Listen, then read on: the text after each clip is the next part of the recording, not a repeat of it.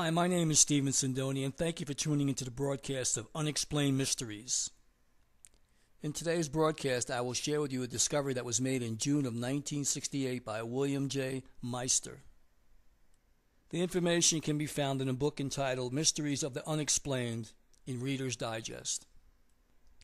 What may be the oldest fossil footprint yet found was discovered in June of 1968 by William J. Meister, an amateur fossil collector.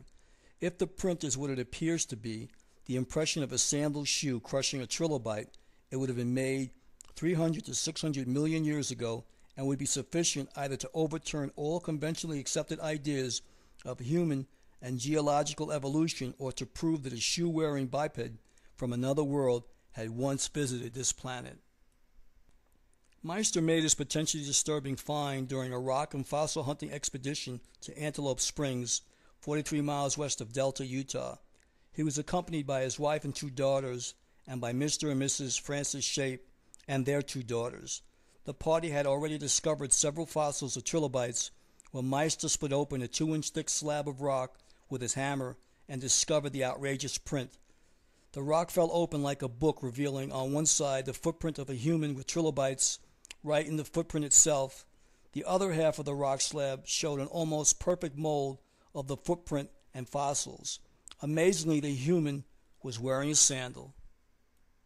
Trilobites were small marine invertebrates, the relatives of crabs and shrimps, that flourished for some 320 million years before becoming extinct 280 million years ago.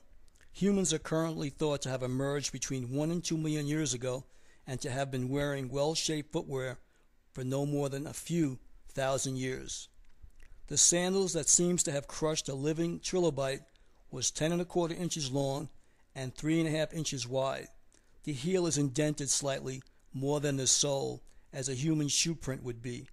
Meister took the rock to Melvin Cook, a professor of metallurgy at the University of Utah, who advised him to show him the specimen, and to the university geologists. When Meister was unable to find a geologist willing to examine the print, he went to a local newspaper, the Desert News.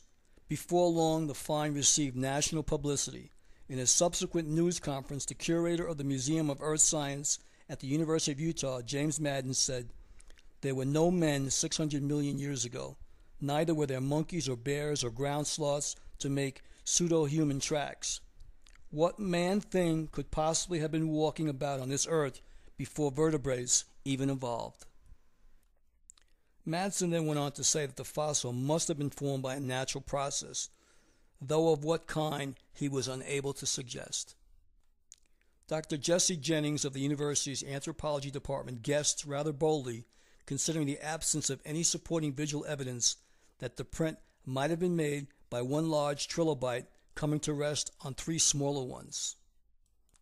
Then on July 20th, 1968, the Antelope Springs site was examined by Dr. Clifford Burdick, a consulting geologist from Tucson, Arizona, who soon found the impression of a child's foot in a bed of shale.